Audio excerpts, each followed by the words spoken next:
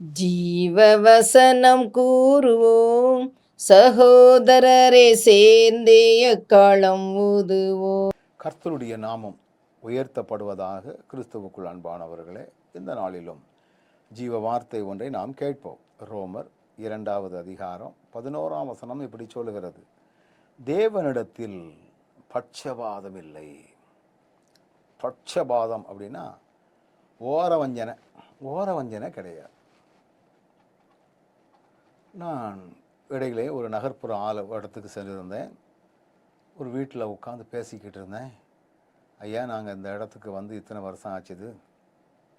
இங்கே வந்து எப்படியாவது ஞாயிற்றுக்கிழமைகளில் ஆலயத்துக்கு போகணுமேங்கிற ஒரு எண்ணம் எங்களுக்குள்ளே வந்துச்சுது.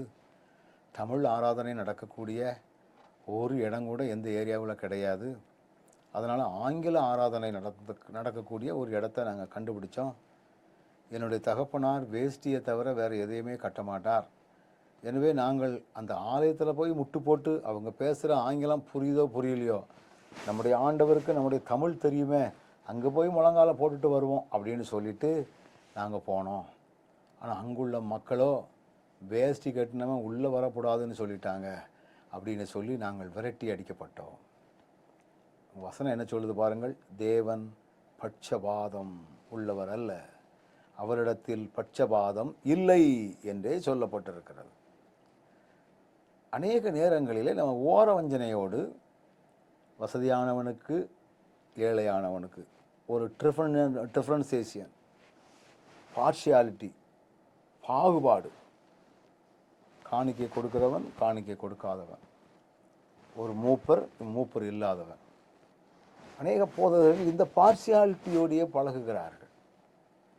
அதில் ஆண்டவர் என்ன சொல்ல விரும்புகிறார்னா, தேவனிடத்தில் பட்சபாதம் இல்லை.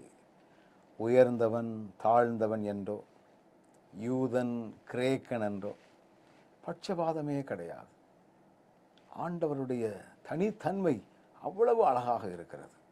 எனவே தான் ரொம்ப கவனத்தோடு, ஆண்டவரே நீர் பட்சபாதம் இல்லாதவர் அப்படிங்கிறத நாங்கள் புரிந்து நாங்களும் எங்கள் வாழ்க்கையில் பட்சபாதமே இல்லாதபடி செயல்பட நீர் எங்களுக்கு அனுக்கிரகம் பாராட்டுங்க ஆண்டவரே அப்படின்னு நம்ம கேட்கணும்.